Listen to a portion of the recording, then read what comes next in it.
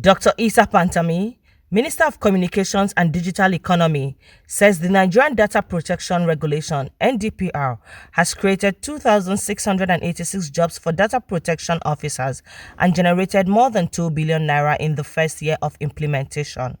Pantami said this at the public presentation of NDPR Performance Report 2019 to 2020 by the National Information Technology Development Agency (NITDA) in Abuja.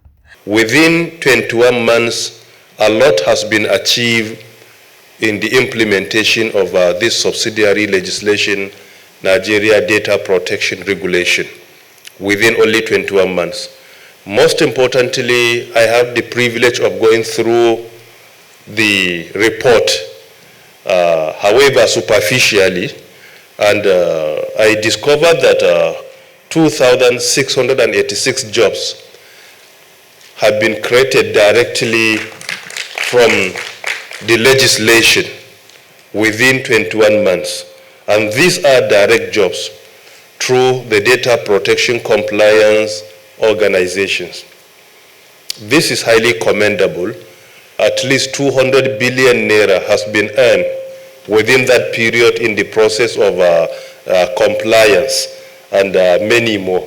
In his remarks, Mr. Kashifu Inuwa, the Director General of the National Information Technology Development Agency, NITDA, said the concept of launching the Nigerian Data Protection Regulation in 2019 was beyond protection of personal data. Our concept of the NDPR was beyond just protecting personal data.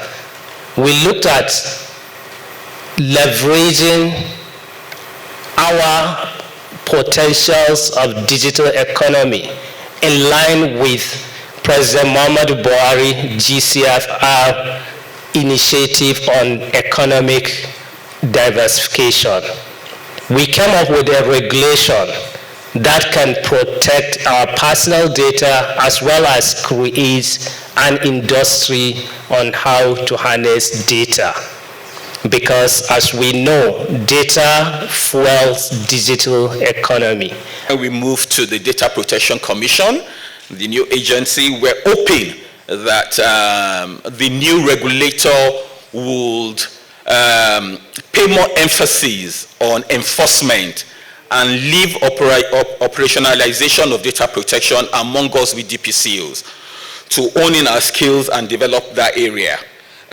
And I think the feel-good factor that is being generated from this ministry is unprecedented, and we must not rest on our laurels. The negative news coming out of Nigeria must be tempered with excellence and achievements coming from our ministries and achievements and agencies. And I think it is important that these issues are brought to the limelight